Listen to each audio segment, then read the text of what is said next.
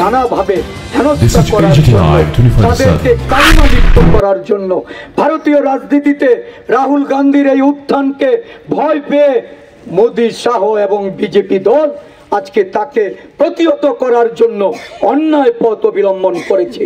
যা কংগ্রেস দল, ভারতবর্ষের প্রতিটা কংগ্রেস দলের নেতা কর্মীরা, কংগ্রেস দলের সমর্থকরা তারা কোনোভাবেই এটা মেনে নেবে না।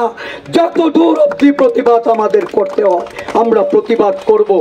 জেনে রাখো, রাজ্যের আরক্ষা প্রশাসন থেকে শুরু করে সমস্ত এই রাজ্যের সরকারের প্রশাসনের কাছে আমাদের দলের পক্ষ থেকে আমরা সতর্ক করতে চাই, ঘোষণা দিতে চাই যে রাহুল গান্ধীকে অপবাদ দিয়ে আটকে রাখা যাবে না, মিথ্যা মামলা দিয়ে আটকে রাখা যাবে না।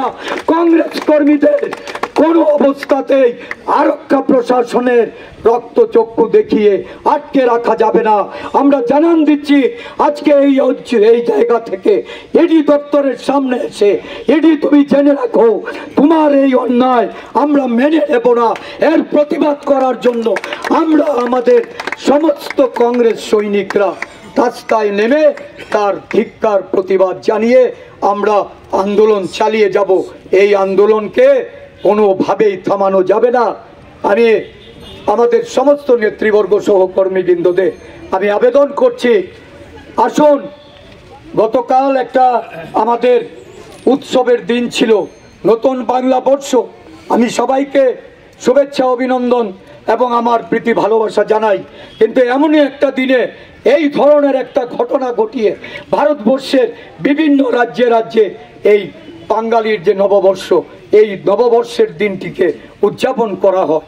আর এই দিনে যখন দেশের সরকার এই ধরনের একটা দুরভিসন্ধমূলক ষড়যন্ত্রে লিপ্ত হয়েছে আর তাদের বিরুদ্ধে যখন জনগণ গর্জে উঠছে, তারা বুঝে গেছে তাদের আর দিন সমাপন হতে যাচ্ছে, আর দীর্ঘ সময় তারা ক্ষমতায় টিকে থাকতে পারবে না। দেশের অর্থনীতিকে গুড়িয়ে দিয়ে দেশের রাজনৈতিক মানুষের যে অধিকার, সংরক্ষণের অধিকার, সংবিধানের অধিকারকে বিলুপ্ত করার যে ষড়যন্ত্রে যারা লিপ্ত হয়েছে তাদের বিরুদ্ধে আমাদের যে আন্দোলন, এই আন্দোলনকে আরো বেগবান করতে হবে, আরো এগিয়ে নিয়ে যেতে হবে।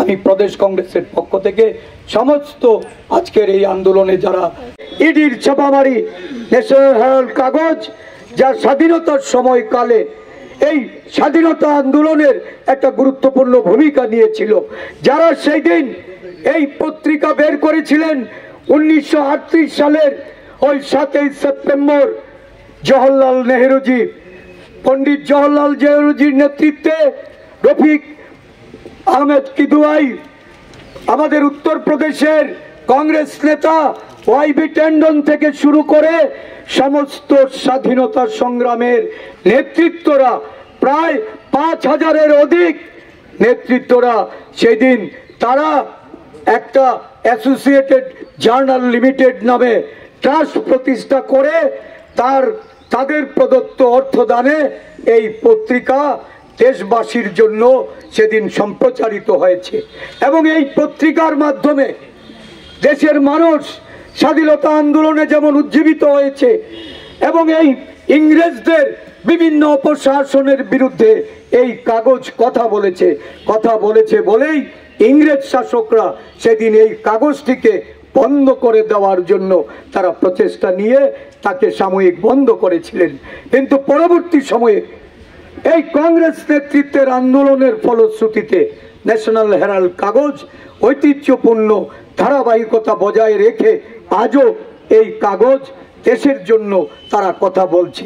ভারতবর্ষের গদি মিডিয়ার একটা বড় অংশ যখন এই দেশের অপশাসক নরেন্দ্র মোদীর শাসন ব্যবস্থায় তারা যখন সেখানে অবনত হয়ে গেছে, তারা যখন সরকারের বিরুদ্ধে সত্য তথ্য প্রকাশ করে না, বিরোধীদের তাদের যে বক্তব্য, এই বক্তব্য যখন উঠে আসে না, যারা দেশের জাতির জনক গান্ধীজিকে ভুলতে বসেছে, গান্ধীজির জায়গায় নতুন গান্ধী আন্না হাজারেকে প্রতিষ্ঠিত করার জন্য লড়াই করছে, তখন এই ন্যাশনাল হেরাল্ড দেশের ঐতিহ্য, দেশের সংস্কৃতি, দেশের ধারাবাহিকতা, দেশের স্বাধীনতা সংগ্রামীদের তাদেরকে জনগণের মধ্যে তুলে ধরার জন্য প্রয়াস নিয়েছে। আর বিরোধী দলের জাতীয় কংগ্রেস দলের মুখপত্র রূপে যখন সেখানে তারা খবর প্রকাশ করতে শুরু করেছে, তখন দেখা গেল ভারতবর্ষের মানুষের দৃষ্টি ঘোরানোর জন্য, ভারতবর্ষের মানুষের যে প্রকৃত বাস্তবতা যেটার সম্মুখীন মানুষ হচ্ছে, যে সত্য তথ্য প্রকাশ করার জন্য ন্যাশনাল হেরাল্ড নির্ভীকতার সঙ্গে সেখানে সংবাদ পরিবেশনা করছে, সেই দপ্তরটাকে কিভাবে বন্ধ করে দেওয়া যায়। এবং তার সঙ্গে যুক্ত করা হয়েছে, প্রথম তারা ইডিকে দিয়ে ছাপামারি করেছে, তার অর্থনৈতিক প্রকৃত তথ্য খুঁজে বের করে যখন দেখেছে যে এর মধ্যে থেকে কিছুই পাওয়া যাচ্ছে না, তখন ক্রিমিনাল স্যুট করে এই পত্রিকার বিরুদ্ধে আমাদের জাতীয় নেতৃত্ব সোনিয়া গান্ধীজি, রাহুল গান্ধী সহ আরো কংগ্রেস দলের নেতৃত্বকে কিভাবে তারা ষড়যন্ত্রে ফাঁসানো যায় তার জন্য পদক্ষেপ গ্রহণ করেছে। আজকে সারা দেশে বিভিন্ন আদালতে এই রাহুল গান্ধীজিকে, যিনি ওয়াকফ বিল নিয়ে কথা বলেছেন, ওয়াকফ আইনকে বলবৎ করতে না দেওয়ার জন্য সংসদে বিরোধী ভূমিকা পালন করেছেন, সংসদের বাইরে যখন এই ওয়াকফ বিল নিয়ে আন্দোলন সংগঠিত হচ্ছে সেই আন্দোলনের প্রতি পূর্ণ সমর্থন জ্ঞাপন করছেন। মুসলিম জনসংখ্যার যারা মানুষ তারা যখন এই আন্দোলনে তীব্র প্রতিবাদে রাস্তায় নেমে আন্দোলন সংগঠিত করছে, রাহুল গান্ধী তাদের পাশে থেকে এই বিল প্রত্যাহারের জন্য উনি সমর্থন জুগিয়ে চলেছেন, জাতীয় কংগ্রেস সমর্থন জুগিয়ে চলেছেন। রাহুল গান্ধী দেশের বর্তমান অর্থনৈতিক যে অবস্থা, একটা সংকটাপন্ন অবস্থা, এই সংকটপন্ন অবস্থায় দেশের অর্থনীতি নিয়ে উনি যখন এই সরকারের বিরুদ্ধাচরণ করে, এই সরকারের ভ্রান্ত নীতির সংসদের ভিতরে সমালোচনা করেছেন, সংসদের বাইরে যখন জাতীয় কংগ্রেস আন্দোলনে সারা দেশব্যাপী জাগরণ তৈরি করেছে, তখন ভারতবর্ষের জননায়ক আমাদের সংসদের বিরোধী নেতা রাহুল গান্ধীজির বিরুদ্ধে ওই বিভিন্ন কোর্টগুলিতে মামলা করা হচ্ছে, জেলা দায়রা জজে মামলা করা হচ্ছে, বিভিন্ন জায়গায়।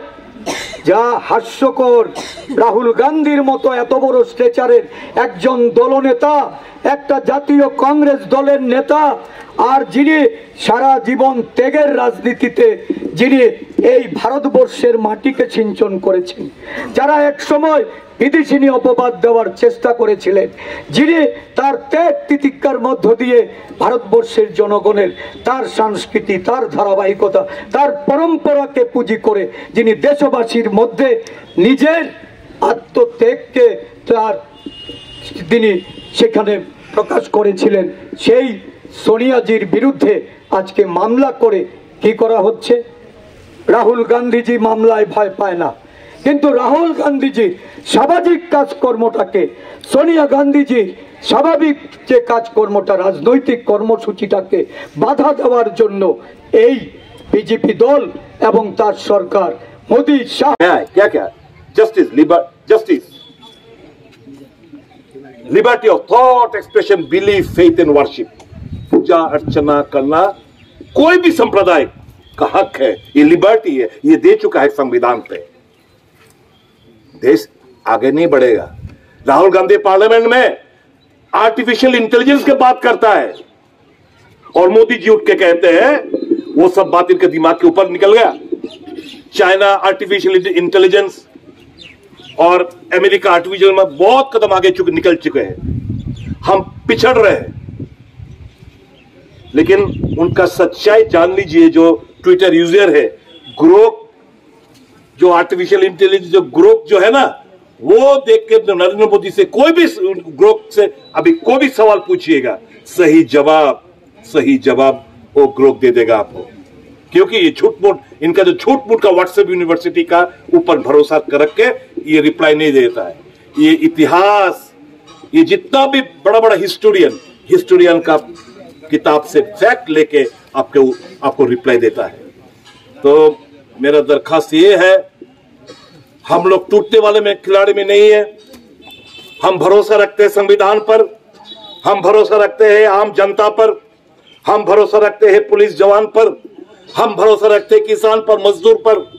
ये सब मिलके देश को हम आगे ले जाएंगे और ये संभव सिर्फ जब कांग्रेस के हाथ में सत्ता आएगा, तब ये संभव है। बहुत बहुत धन्यवाद आप सभी को। সংগ্রামী কংগ্রেস নেতৃবৃন্দ, আমার কংগ্রেস দলের প্রদেশ কংগ্রেস, যুব কংগ্রেস, মহিলা কংগ্রেস, বিভিন্ন বিভাগ এবং সেলের সহযোদ্ধা কর্মী ভাই ও বোনেরা, সবাইকে সংগ্রামী অভিনন্দন জানাচ্ছি। জাতীয় কংগ্রেস সারা দেশ জুড়ে দেশের প্রধানমন্ত্রী নরেন্দ্র মোদী এবং দেশের স্বরাষ্ট্রমন্ত্রী অমিত শাহর গভীর ষড়যন্ত্রের শিকার হয়ে স্বাধীনতা পূর্ব ভারতবর্ষের একমাত্র যে পত্রিকা সংস্থাটি ন্যাশনাল হেরাল্ড, যা স্বাধীনতার আগে সংগ্রামীদের তাদের বক্তব্য তুলে ধরে ইংরেজের বিরুদ্ধে, ব্রিটিশের বিরুদ্ধে যার লেখনী সমগ্র দেশবাসীকে উজ্জীবিত করেছে, সেই ন্যাশনাল হেরাল্ড কাগজকে আবারও স্বাধীনতার পর আরেকবার দেশের অপশাসক দ্বারা সংবিধান বিরোধী, গণতন্ত্র বিরোধী শক্তি এই বিজেপি দল এবং তার সরকার আঘাত করার জন্য যে গভীর ষড়যন্ত্রে লিপ্ত হয়ে এই ন্যাশনাল হেরাল্ড পত্রিকা অফিসে ছাপামারি করেছে এবং সেখানে এই দপ্তর যেটা বাজেয়াপ্ত করে এই ন্যাশনাল হেরাল্ড পত্রিকার যারা শুভাকাঙ্ক্ষী, যারা এই রাজ্যের সহ দেশের হইতেছি, যাদের মনে একটা বড় আঘাত তৈরি করেছে, আজকে সংঘাতে নেমে আমরা বাধ্য হয়েছি জাতীয় কংগ্রেস দলের ত্রিপুরা শাখার পক্ষ থেকে এর তীব্র প্রতিবাদ জানাতে, এই ধরনের অনৈতিক কাজের নিন্দা জানিয়ে আমরা আজকে এখানে বিক্ষোভে সামিল হয়েছি।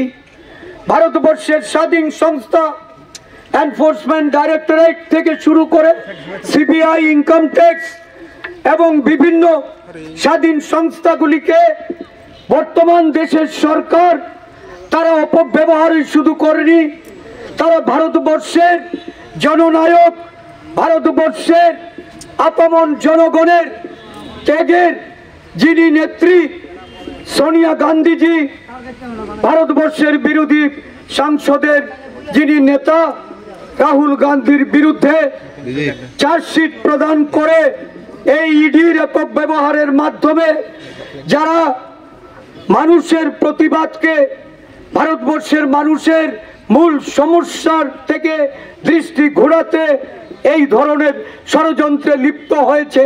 আজকে সারা দেশব্যাপী জাতীয় কংগ্রেস দল তার প্রতিবাদে রাস্তায় নেমে আন্দোলন কর্মসূচির মাধ্যমে আমরা জানান দিতে চাইছি যে আমরা এনফোর্সমেন্ট ডাইরেক্টরেটে এই অপব্যবহার আমরা মেনে নেব না। আগামী দিন আরো আন্দোলনকে দীর্ঘায়িত করতে হবে।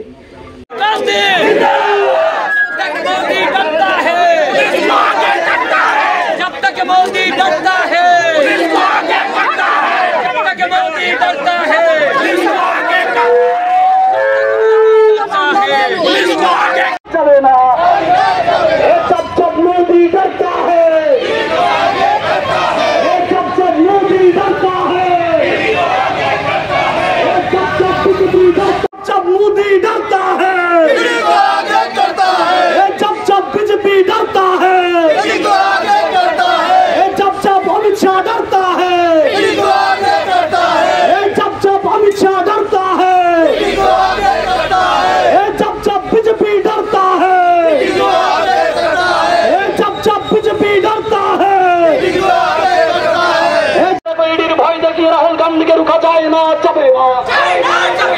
নরেন্দ্র মোদী জেনে রাখো, ইডির ভয় দেখিয়ে রাহুল গান্ধীকে রুখা যায় না, যাবে না। নরেন্দ্র মোদী সোনিয়া গান্ধী এবং রাহুল গান্ধীকে নিয়ে মিথ্যা ষড়যন্ত্র করে আমরা মানছি না, মানব না। এই বিজেপি সরকারের সোনিয়া গান্ধী এবং রাহুল গান্ধীকে নিয়ে মিথ্যা ষড়যন্ত্র করে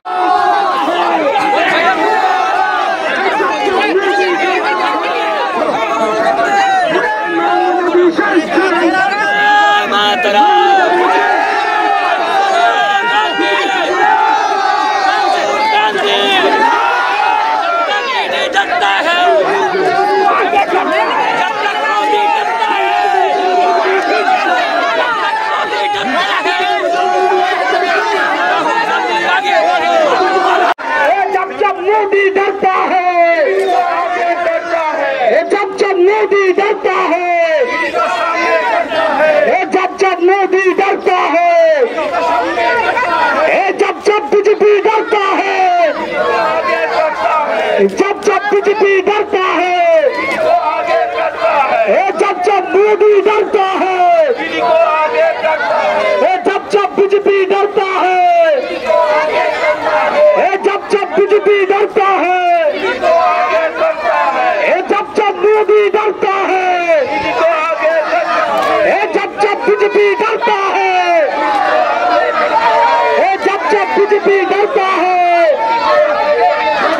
ईडी दफ्तर शाम करो, ईडी दफ्तर शाम करो, ईडी दफ्तर शाम करो, ईडी दफ्तर छी, ईडी दफ्तर छी, ईडी दफ्तर शाम करो, बीजेपी दलाल ईडी दफ्तर शाम, बीजेपी दलाल ईडी दफ्तर शाम। जब बीजेपी डरता है, जब बीजेपी डरता है, जब बीजेपी डरता है,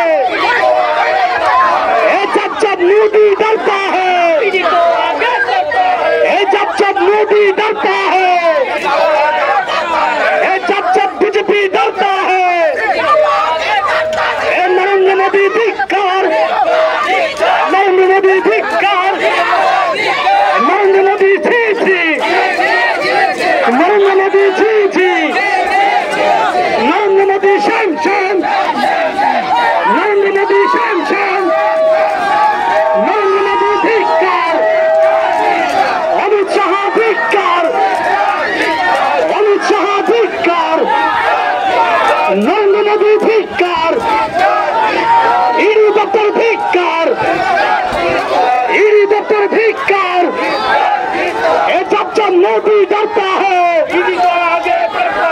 जब मोदी डरता है, जब मोदी डरता है, जब देश आज जल रहा है। बहुत सारे मुद्दे हैं जो पार्लियामेंट में, पार्लियामेंट के बाहर राहुल जी और कांग्रेस पार्टी इस मुद्दे को सरकार का ध्यान खींचता है और मुद्दे को सुलझाने की कोशिश करते हैं। जैसे कि किसान का मुद्दा, अनएम्प्लॉयमेंट का मुद्दा, वक्फ बिल का मुद्दा, महंगाई का मुद्दा, देश में नफरत जो चक्रांत करके फैलाया जा रहा है उसका मुद्दा।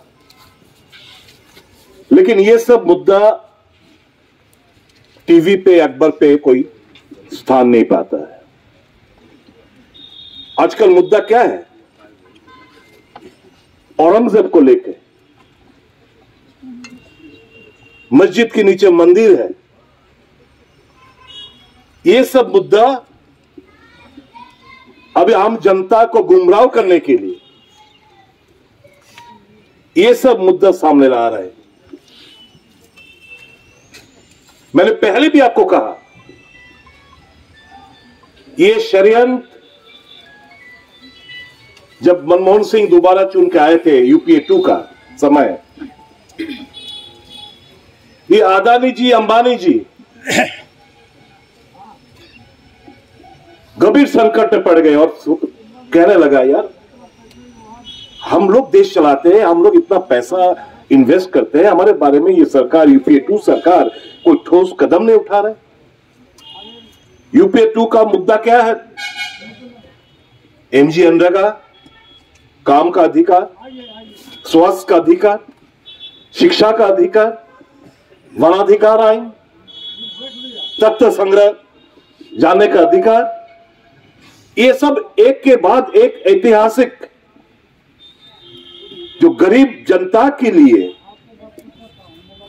यूपीए 2, यूपीए 1 सरकार घोषणा की, इसे लोग घबरा गए, यार कांग्रेस से हमारा अमीर जने का कोई फायदा नहीं होगा, चलो ऐसा करते हैं, गुमराह देश के जनता को गुमराह करते हैं। क्या करना है? टीवी में जितने भी नेशनल चैनल है वो सब में शेयर होल्डर हो गए अंबानी अदानी। अखबार जितना भी नेशनल न्यूज़पेपर है अधिकांश में इनका पैसा इन शेयर होल्डर है। तो मुद्दा क्या था? कांग्रेस को गिराना था। क्या मुद्दा था? 2G, 3G, 4G, कोयला घोटाला, स्पेक्ट्रम, एशियन गेम्स, यही तो मुद्दा था। चारों तरफ कहने लगा कांग्रेस चोर, कांग्रेस चोर, यूपीए 2 सरकार चोर चोर चोर। मैं आज पूछना चाहता हूं, एक का नाम लीजिए, यूपीए 2 सरकार के समय में ये सब घटना घटी। नरेंद्र मोदी जी 12 साल हो गए प्रधानमंत्री, एक जने के विरुद्ध कार्रवाई किया है? एक जने को जेल भेज सका है? एक जने को भी नहीं। उल्टा सीबीआई वगैरह ये सब कोर्ट इनको क्लीन चिट दिया, जिनके खिलाफ आरोप था सबको क्लीन चिट दिया। अभी ये सब मुद्दा पे ध्यान भटकाने के लिए अभी नया एक मुद्दा लेके आया है, जिनका जानकारी शायद आम जनता के पास नहीं है। क्या टीवी में कल से देख रहा हूं, सोनिया जी, राहुल जी ये नेशनल हेराल्ड का पैसा हड़प लिया, संपत्ति हड़प लिया, ये तो कल से चल रहा है। तो असली मुद्दा क्या है? मैं आपसे थोड़ा सा, मोदी तेरा तानाशाही नहीं चलेगा, मोदी तेरा तानाशाही नहीं चलेगा, मोदी तेरा तानाशाही नहीं चलेगा। রাহুল গান্ধীকে রুখা যায় না। আসলে আমাদের দেশের জননায়ক, সকলের প্রিয় নেতা শ্রী রাহুল গান্ধীজি এবং আমাদের ইউপিএ চেয়ারপারসন, এই দেশের জননেত্রী, যিনি নিজের সমস্ত রাজনৈতিক জীবন এই ভারতবর্ষের সাধারণ খেটে খাওয়া মানুষের উন্নয়নের জন্য তিনি কাজে লাগিয়েছেন, সেই জননেত্রী শ্রীমতী সোনিয়া গান্ধীজির বিরুদ্ধে এই নরেন্দ্র মোদীর সরকার এবং এই নরেন্দ্র মোদী যে প্রতিহিংসামূলক রাজনীতি, তার বহিঃপ্রকাশ ইডি এবং সিবিআই কে বারবার ব্যবহার করে সোনিয়া গান্ধী এবং রাহুল গান্ধীকে যে প্রতিহিংসামূলক রাজনীতি করে যাচ্ছেন, তার প্রতিবাদ জানিয়ে আজ আমরা এই ত্রিপুরা রাজ্যে ইডি দপ্তরের সামনে ত্রিপুরা প্রদেশ কংগ্রেস কমিটির উদ্যোগে আজ আমরা একটা বিক্ষোভ সমাবেশে উপস্থিত হয়েছি। আমাদের মাঝখানে উপস্থিত আছেন ত্রিপুরা প্রদেশ কংগ্রেস কমিটির সম্মানিত সভাপতি শ্রদ্ধেয় শ্রী আশিস কুমার সাহা মহাশয়। আমাদের মাঝখানে উপস্থিত আছেন ত্রিপুরা বিধানসভার মাননীয় বিধায়ক তথা প্রাক্তন সভাপতি শ্রদ্ধেয় গোপাল চন্দ্র রায় মহাশয়। উপস্থিত আছেন সর্বভারতীয় কংগ্রেস ওয়ার্কিং কমিটির স্থায়ী সদস্য বিধায়ক সুদীপ রায় বর্মন মহাশয়। উপস্থিত আছেন আমাদের প্রাক্তন প্রদেশ কংগ্রেস সভাপতি তথা রাজ্যের বিশিষ্ট সিনিয়র আইনজীবী পীযূষ কান্তি বিশ্বাস থেকে শুরু করে শাখা সংগঠনের সকল নেতৃবৃন্দগণ। আজকে আপনাদের সামনে বক্তব্য রাখার জন্য আমি অনুরোধ করব ত্রিপুরা প্রদেশ Congress committee.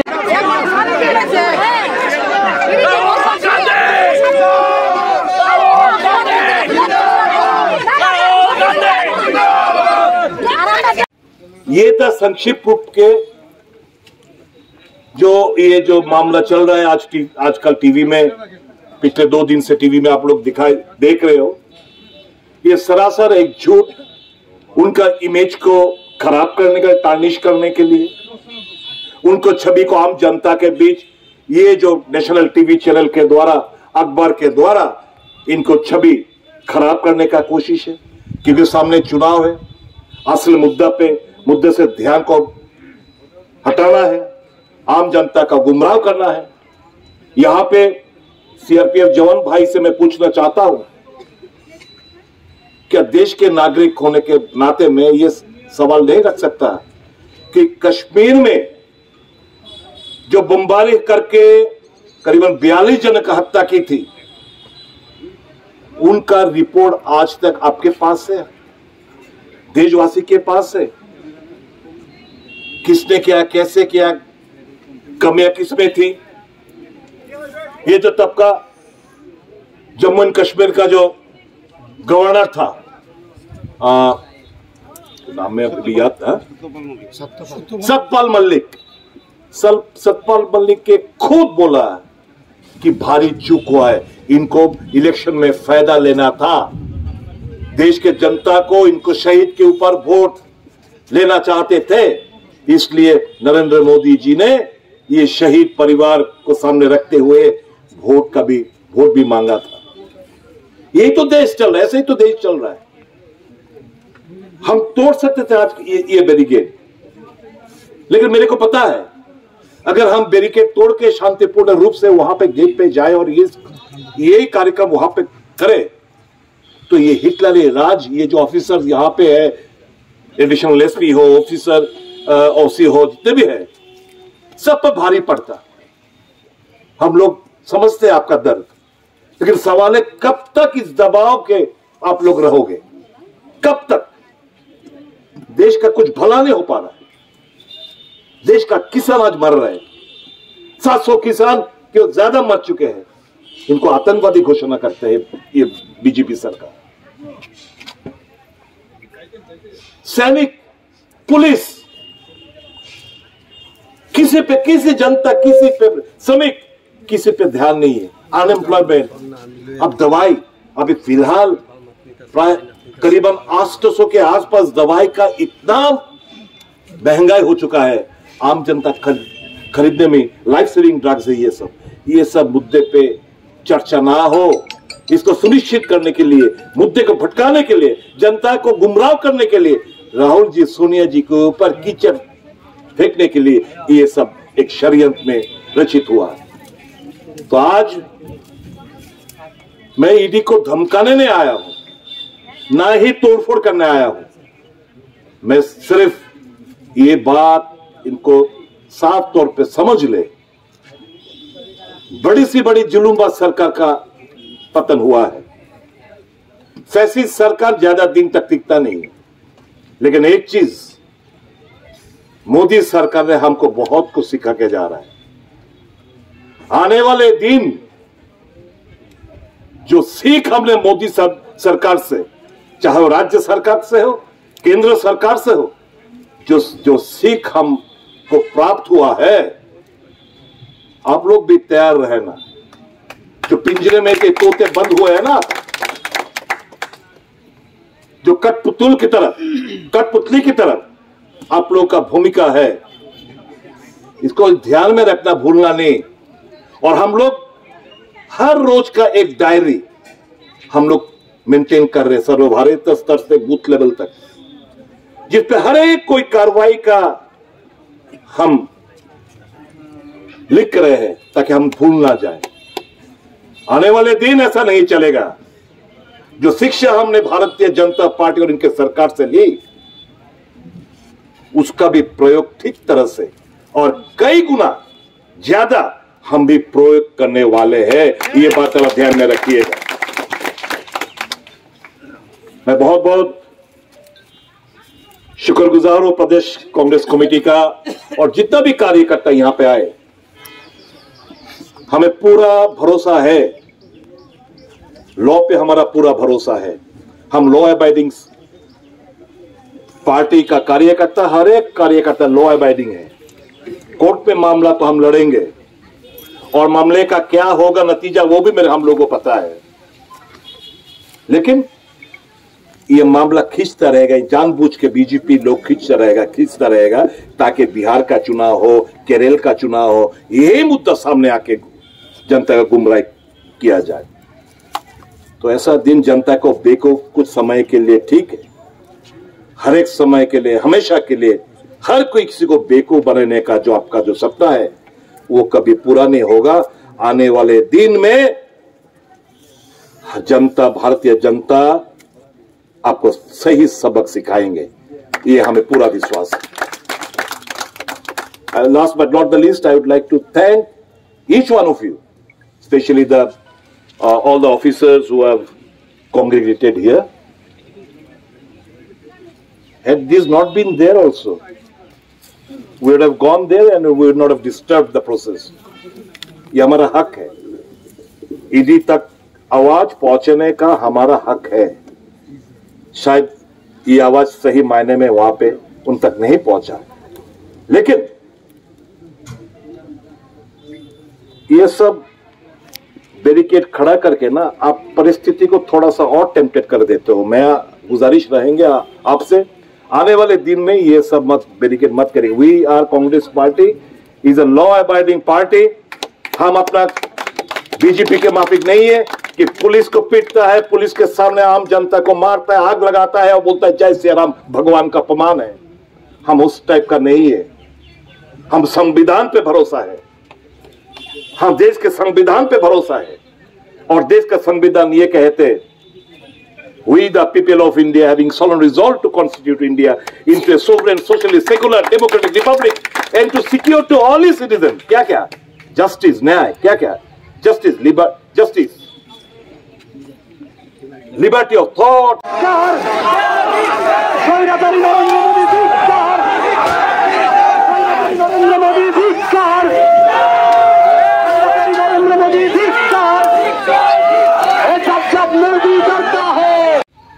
Associate journal limited, मतलब जो नेशनल हेरल्ड चलाते हैं वो क्या है? एसोसिएट जर्नल लिमिटेड एक अखबार निकालती है, नाम है नेशनल हेरल्ड। इसकी स्थापना नेहरू जी, रफी अहमद किदवाई जी और पुरुषोत्तम दास टंडन जी जैसे लोग ने की। नेशनल हेरल्ड स्वतंत्रता संग्राम की आवाज थी। जब अधिकांश अखबार अंग्रेजों की बातें छपते थे, नेशनल हेरल्ड के ब्रिटिश हुकूमत ने बैन भी किया था। एजीएल मतलब एसोसिएट जर्नल लिमिटेड पर बहुत कर्ज चढ़ गया, इसलिए कांग्रेस पार्टी ने 2002 से 11 के बीच 100 बैंक ट्रांजैक्शन चेक के माध्यम से उसे 90 करोड़ का लोन दिया। ये loan VRS, gratuity, provident fund, tax, बिजली बिल अदा करने के काम आया। अब जिसके पर आरोप, ये यंग इंडिया कंपनी क्यों बनी, जिसका शेयर होल्डर सोनिया जी, राहुल जी वगैरह जुड़े हैं, एजीएल के ऊपर ऋण इतना था कि ऑपरेशन रुक गए थे, इसलिए एजीएल के ऋण डेट को इक्विटी में, ये पे समझिएगा, ये जो ऋण नेशनल हेरल्ड का था उसको इक्विटी में बदल करके एक नई कंपनी यंग इंडिया में ट्रांसफर कर दिया गया। ये आम बात है, सरकार ने खुद, ये बीजेपी सरकार ने खुद एनसीएलटी में तमाम कंपनियों की डेट को इक्विटी में बदल दिया। ये जो यंग इंडिया, ये प्रॉफिट का कोई कंपनी नहीं है। ये पुराना सेक्शन 25 नया सेक्शन 8 के माध्यम से गठित किया गया है। Young India section 25 that is not for profit company है, जिसमें एक भी पैसा का मुनाफा, डिविडेंड, सैलरी वगैरह शेयर होल्डर को नहीं मिल सकता। मतलब शेयर होल्डर कौन है? राहुल जी, सोनिया जी वगैरह, एक फुटी कौड़ी नहीं ले सकता। ये यंग इंडिया के 4 शेयर होल्डर थे, सोनिया जी, राहुल जी, ऑस्कर फर्नांडिस, मोतीलाल वोरा।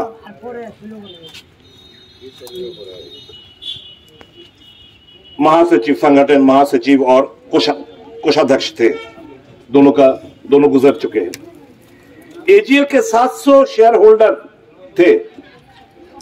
ईजीएम में उनकी सहमति के बाद ही कर्ज शेयर में तब्दील हुआ, जिससे यंग इंडिया में एक और शेयर होल्डर बन गया।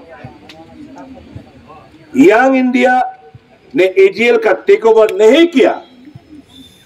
ये जो टीवी में दिखा रहे हैं ना कि सोनिया जी, राहुल जी एजीएल को टेक ओवर कर लिए, सरासर झूठ है। सारे एसेट्स और इनकम एजीएल के हैं, यंग इंडिया के नहीं। कोई भी रेंटल एजीएल को जाता है, यंग इंडिया या उसके किसी भी शेयर होल्डर को नहीं। एजीएल के पास 5,000 करोड़ की प्रॉपर्टी नहीं है जो टीवी में दिखाई दे रहा है। एक और झूठ बोला जाता है कि एजीएल के पास 5,000 करोड़ की प्रॉपर्टी है। आईटी डिपार्टमेंट ने तो खुद एजीएल के सारी प्रॉपर्टी का आंकलन मात्र 359 करोड़ पर किया है, जो वैल्यूएशन किया है इनकम टैक्स। अब एजीएल नवजीवन और नेशनल हेराल्ड पेपर छपता है, कौमी आवाज निकलती है, वेबसाइट, सोशल मीडिया हैंडल सब चलाते हैं। 2013 से इस मामले सुब्रमण्यम स्वामी 2013 में कोर्ट गए, उन्होंने 2020 तक ये केस लड़ा। उसके बाद वो मोदी शाह के खिलाफ बोलने लगे, जिसके चलते मोदी शाह आशंकित हो गए। डर के मारे सरकार ने अपनी ओर से एक और केस कर दिया।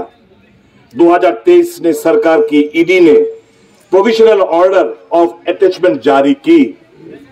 10 अप्रैल 2024 को ट्राइब्यूनल ने इस प्रोविजनल ऑर्डर ऑफ अटैचमेंट को कंफर्म किया, जिसके 365 दिन के अंदर ईडी को चार्जशीट फाइल करनी थी। 365 दिन के अंदर उन्होंने 365 दिन 9 अप्रैल 2025 को वो फर्जी चार्जशीट फाइल की। मतलब समझ गए ना, एक साल के अंदर ये चार्जशीट फाइल करनी थी और अभी 9 तारीख को इन्होंने फर्जी 2025 को यह फर्जी चार्जशीट फाइल की, जिसके आज सार्वजनिक किया गया है। आप 11 साल से सत्ता में हैं, आपके पास कोई साक्ष्य नहीं, सबूत कुछ भी नहीं, वरना आप 365वें दिन का इंतजार करने का मजबूत नहीं होते। ये सरकार की बौखलाहट है, बौखलाहट ही नहीं, उसकी मानसिकता और